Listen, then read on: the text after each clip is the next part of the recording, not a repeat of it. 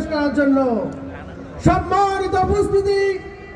এখন আমাদের সামনে বক্তব্য বাংলাদেশ খেলাফত মজলিস কেন্দ্রীয় কমিটি, অন্যান্য অতিবৃন্দ, 11 জনীয় জোটের কেন্দ্রীয় নেতৃবৃন্দ এবং জেলা নেতৃবৃন্দ, সকল জাতীয় এবং আন্তর্জাতিক প্রত্যেকটি আন্দোলন সংগ্রাম করেছেন সেই রাজপথের লড়াকু সৈনিক মাওলানা জালাল মার্কা প্রতীক নিয়ে দাঁড়িয়েছেন। আমরা আশা করি আগামী 12 তারিখে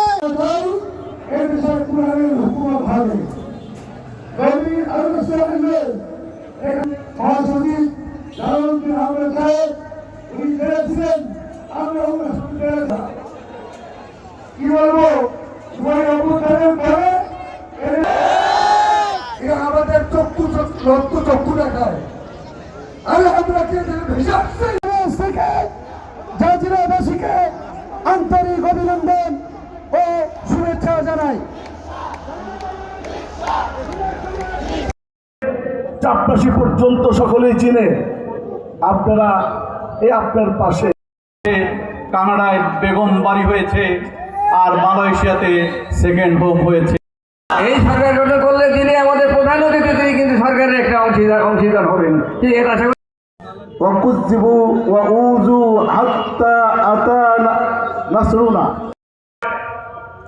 তারা পালং জাজিরার কোনো ভালো নেতাকে তাদের চোখে পড়ে না। আমরা লক্ষ্য করেছি বারবার তারা সেই ডামুড্ডা থেকে নেতা এনে এই পালং জাজিরায় মনোনয়ন দেয়। কি বলে দিয়েছে না? আওয়ামী লীগ দিয়েছে, আব্দুর রাজ্জাক সাহেবকে দিয়েছিল। এমনি ভাবিত হয়েছে অনেকগুলো আধিপত্যবাদী শক্তির বিরুদ্ধে বাংলাদেশকে লড়তে হয়েছে। 190 বছরের ব্রিটিশ বেনিয়াদের আধিপত্যবাদ, মধ্যখানে প্রায় 100 বর্ষের কলকাতার দাদাবাবুদের জমিদারি এবং দিল্লির আধিপত্যবাদ,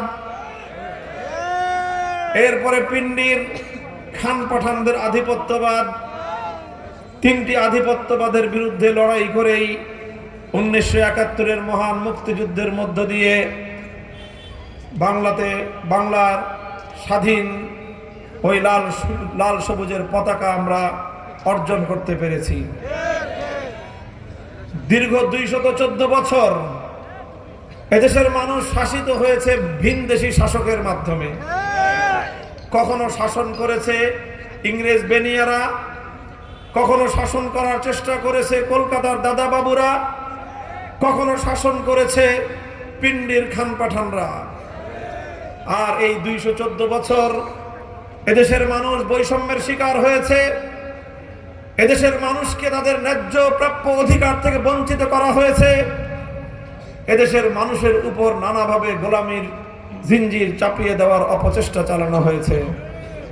তাই বাংলাদেশের মানুষ একের পর এক সংগ্রাম, লড়াই, যুদ্ধের মধ্য দিয়ে অবশেষে 1971 সালে স্বাধীন সার্বভৌম রাষ্ট্র বাংলাদেশ অর্জন করার মধ্য দিয়ে তারা মনে করেছিল, এক বুক ভরা স্বপ্ন নিয়ে তারা আশায় বুক বেঁধেছিল যে এবার অন্ত আর বাংলাদেশের মানুষ বৈষম্যের শিকার হবে না, মানুষ তারা তাদের ন্যায্য অধিকারটুকু পাবে।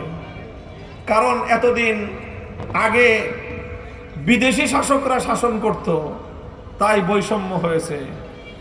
ভিনদেশী শাসকদের দ্বারা শাসিত হয়েছি, মানুষের আর বঞ্চনার কোনো কারণ নাই।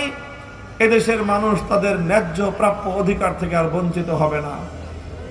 কিন্তু দুর্ভাগ্যের বিষয়, পরিতাপের বিষয়, 1971-এর 16ই ডিসেম্বর বাংলাদেশের স্বাধীনতা অর্জনের পর থেকে আজ দীর্ঘ 55 বছরের ইতিহাস, এই সময়টা আমরা যা দেখতে পাই, বিচার বিশ্লেষণ করলে শুধু বলতে হয় যে শাসকের ধরন বদলেছে, শাসনের নামে শোষণের ধরন বদলায় নাই।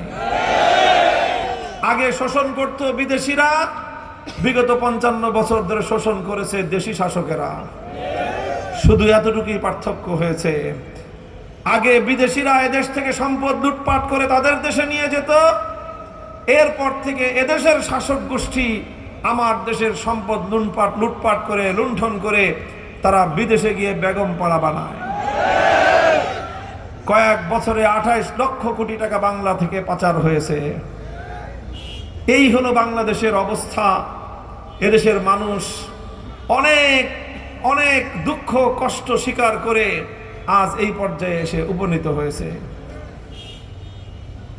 রাজনৈতিক নেতৃত্ব ক্ষমতায় গিয়ে এই লক্ষ কোটি মানুষের মাথার ঘাম পায়ে ফেলানো, রক্ত পানি করা, তিল তিল করে সামান্য অর্জিত পয়সাগুলো সম্পদ আকারে যখন বাংলাদেশের ধনভাণ্ডারে রাষ্ট্রীয় কোষাগারে যখন জমা হয়, তখন তারা রাতের অন্ধকারে লক্ষ লক্ষ কোটি টাকা চুরি করে বিদেশে নিয়ে তারা বেগম পাড়া ঘরে নিজেদের আখের গোছায়।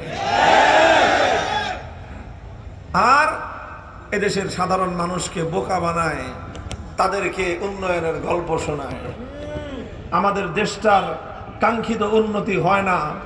স্বাধীনতার 55 বছর কেটে গেলেও এখনো পর্যন্ত এদেশের বিপুল সংখ্যক মানুষ দারিদ্র্য সীমার নিচে বসবাস করে। কারণটা কি? লুটপাটের রাজনীতি, দেশের সম্পদ পাচারের রাজনীতি। এই রাজনীতির বিরুদ্ধে গোটা বাংলাদেশকে আজ ঐক্যবদ্ধ করার জন্যই 11 দলীয় নির্বাচনী ঐক্য গঠন করা হয়েছে। ইনশাআল্লাহ আমরা এবার সব ভাইরা বোনেরা একত্রিত হয়েছি। আমার বাংলাদেশ থেকে আর কোন সম্পদ লুটপাট করতে দেব না। চুরি বাটপারের রাজনীতি বাংলাদেশ থেকে বিদায় করা হবে ইনশাআল্লাহ। সংগ্রামী সাথী ও বন্ধুগণ, এটাই ছিল আমাদের বিপ্লবের স্বপ্ন। জুলাই বিপ্লব হলো বাংলাদেশের মানুষ, বাংলার মানুষ যখন একরকম হতাশ হয়ে পড়েছিল, আধিপত্যবাদী ফ্যাসিবাদী শক্তির কাছে যখন বাংলাদেশের মানুষ একেবারে নিরাশ হয়ে পড়েছিল, 4 কোটি ছাত্র জনতা, স্কুল কলেজ ইউনিভার্সিটি আলিয়া মাদ্রাসা কওমি মাদ্রাসা সব ছাত্ররা ভেদাভেদ ভুলে গিয়ে হাতে হাত রেখে রাজপথে নেমে আসলো। 1,500 সহস্রাধিক মায়ের কোল খালি হলো। আমার দেশ 1,500 সহস্রাধিক বাংলার তামাল সন্তানের তাজা রক্তে বাংলার মাটি সিক্ত হয়ে গেল। 30,000-এর বেশি মানুষ বুলেট বিদ্ধ হয়ে কারো পা কাটলো, কারো চোখ চিরতরে হারিয়ে চিরতরে সে অন্ধত্ব বরণ করলো, কারো মাথার মধ্যে বুলেট বিদ্ধ হয়ে থাকলো, কারো বুকের মধ্যে, কারো পেটের মধ্যে অসহ্য যন্ত্রণা নিয়ে আজও 30,000 যোদ্ধাহত জুলাই যোদ্ধা বাংলার প্রান্তে প্রান্তে তারা ধুকে ধুকে জীবন কাটাচ্ছে। এত রক্ত, এত কান্না, এত চোখের পানি, এই সব কিছু কিসের জন্যে? পরিবর্তনের জন্যে, সংস্কারের জন্যে, রাজনৈতিক ব্যবস্থার পরিবর্তনের জন্যে। বাংলাদেশের মানুষ রাজনীতি থেকে 2টা সমস্যা দূর করতে চায়, রাজনীতির 2 ভূত তাড়াতে চায়। 1 নম্বর হলো লুটপাট আর দুর্নীতি, 2 নম্বর হলো পেশি শক্তি আর সন্ত্রাস। বাংলাদেশের রাজনীতি এই 2 ভূতের দ্বারা আক্রান্ত। একটা হলো লুটপাট আর দুর্নীতি, 2 নম্বর হলো পেশি শক্তি আর সন্ত্রাস।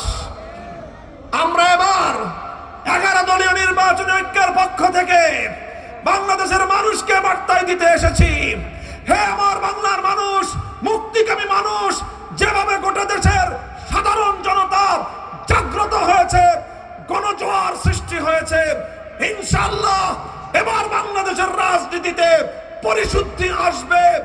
দুর্নীতি এবং সন্ত্রাস নির্ভর রাজনীতি বাংলাদেশে আর চলবে না ইনশাআল্লাহ। আগামীর দিনে যারা রাজনীতি করতে চান, আমি তাদের সকলকেই উপদেশ দিব, পরামর্শ দিব, বাংলাদেশে সামনের দিনে রাজনীতি করতে হলে দুর্নীতিবাজরা বাংলাদেশে রাজনীতিতে ঠাঁই পাবে না। যারা সন্ত্রাস নির্ভর, কালো টাকা নির্ভর, পেশি শক্তি নির্ভর, গুন্ডামির রাজনীতি করে যারা ক্ষমতার মসনদ দখল করতে চান, মনে করে নেন সেই দিন শেষ।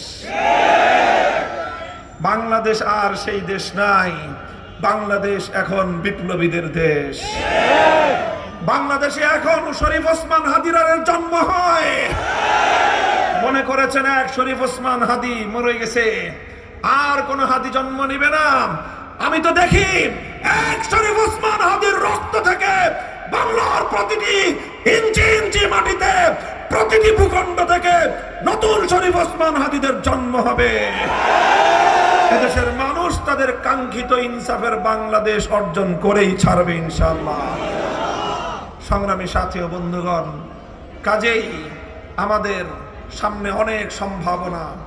যে কথা শুরু করেছিলাম, আমাদের নির্বাচনী ঐক্য কোনো ব্যক্তি, দল, গোষ্ঠীর ভাগ্য পরিবর্তনের জন্য নয়।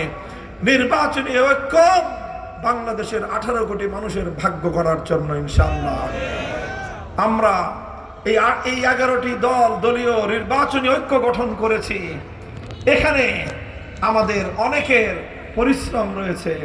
রাতের পর রাত, দিনের পর দিন আমরা আলোচনার মধ্য দিয়ে, সুন্দর একটি পরিবেশের মধ্য দিয়ে এই উপসংহারে, এই ঐক্যে আমরা উপনীত হয়েছি। আমাদের ঐক্য গঠনে কেন্দ্রীয় পর্যায়ে যারা গুরুত্বপূর্ণ ভূমিকা পালন করেছেন, আপনাদের এই শরীয়তপুর 1 আসন জাজিরার কৃতি সন্তান, আমাদের বাংলাদেশ খেলাফত মজলিসের মহাসচিব মাওলানা জালালউদ্দিন আহমদ, তার অন্যতম একজন গুরুত্বপূর্ণ ভূমিকা পালনকারী। আমার পক্ষ থেকে আমাদের দলের প্রতিনিধি হিসেবে তিনি অন্যান্য দলের নেতৃবৃন্দের সাথে রাতের পর রাত বৈঠক করে, দীর্ঘ পরিশ্রম করে এই নির্বাচনী ঐক্য আমরা গঠন করেছি আলহামদুলিল্লাহ। কাজেই আমি আপনাদের কাছে বলতে চাই, ইনশাআল্লাহ আপনাদের কৃতি সন্তান, জাতীয় নেতা মাওলানা জালালউদ্দিন আহমদকে ইনশাআল্লাহ আমি আজ দেখতে পাচ্ছি জাজিরা এবং পালংয়ে যেভাবে রিকশার জোয়ার উঠেছে, জনতার ব্যালট বিপ্লবের মাধ্যমে 12ই ফেব্রুয়ারি ইনশাআল্লাহ মাওলানা জালাল জাতীয় সংসদ সদস্য নির্বাচিত হবে ইনশাআল্লাহ। তবে আপনাদেরকে সতর্ক থাকতে হবে একটা বিষয়ে। মনে রাখবেন, এই গণজোয়ার, এই গণজাগরণ, এই ব্যালট বিপ্লব, এটা হলো সব সোনার ফসলের মাঠের ফসল।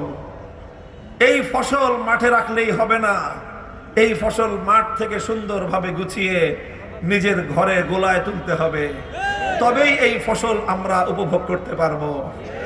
মনে রাখবেন, ভোট দিবে জনগণ, ব্যাপকভাবে মানুষ রিকশা মার্কায় সিল মারবে, কারণ এটা 11 দলের নির্বাচন, 11 দলের ঐক্যবদ্ধ প্রতীক হলো এই আসনে রিকশা। এই রিকশা, এটাই বাংলাদেশ জামাতে ইসলামের প্রতীক এই আসনে। এই রিকশা, এটাই জাতীয় নাগরিক পার্টির প্রতীক এই আসনে। এই রিকশা, এটাই 11 দলের প্রতীক এই শরীয়তপুর 1 আসনে। রায়ের উপর কোন ধরনের ইঞ্জিনিয়ারিং করার কোন সুযোগ যদি না পায়, বিপুল ভোটে এবার গোটা বাংলাদেশ জুড়ে 11 দলীয় নির্বাচনী ঐক্যের প্রার্থীরা বিজয় অর্জন করবে ইনশাআল্লাহ।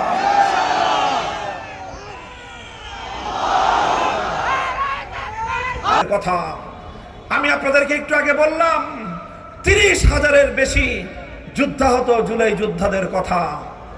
এই যে মানুষগুলোর যে রক্ত, শাহাদাত, এদের যে জীবনের এই বিপন্নতা, এগুলোর প্রতি আমাদের কি কোনো দায়বদ্ধতা নাই? বলেন, দায়বদ্ধতা আছে না নাই? সেই দায়বদ্ধতাটা কি?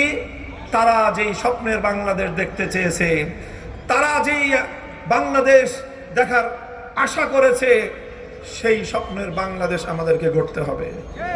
যদি আমরা সেই স্বপ্নের বাংলাদেশ গড়তে না পারি, যদি আমরা সেটার জন্য নিজেদেরকে সত্যিকার পথে, সঠিক পথে যদি আমরা অটল অবিচল রাখতে না পারি, শহীদদের রক্তকে সম্মান জানানো হবে না। এই সকল আহত এবং পঙ্গু ভাই বোনদের প্রতি আমাদের যে সঠিক দায়িত্ব পালন, সেটা হয়ে উঠবে না। তাই জুলাই বিপ্লবকে এবং বাংলাদেশের মানুষের এই পরিবর্তনের আকাঙ্ক্ষাকে যদি আমরা বাস্তবায়ন করতে চাই, তাহলে জুলাই সনদ বাস্তবায়নে একটি নির্বাচন হচ্ছে, যেটার নাম হলো গণভোটের নির্বাচন। আপনারা জানেন আপনারা এবারের নির্বাচনে একসাথে কয়টা নির্বাচন? বলেন কয়টা নির্বাচন? বৃদ্ধি যদি চাই, গণভোটে আমাদেরকে হ্যাঁ বলতে হবে।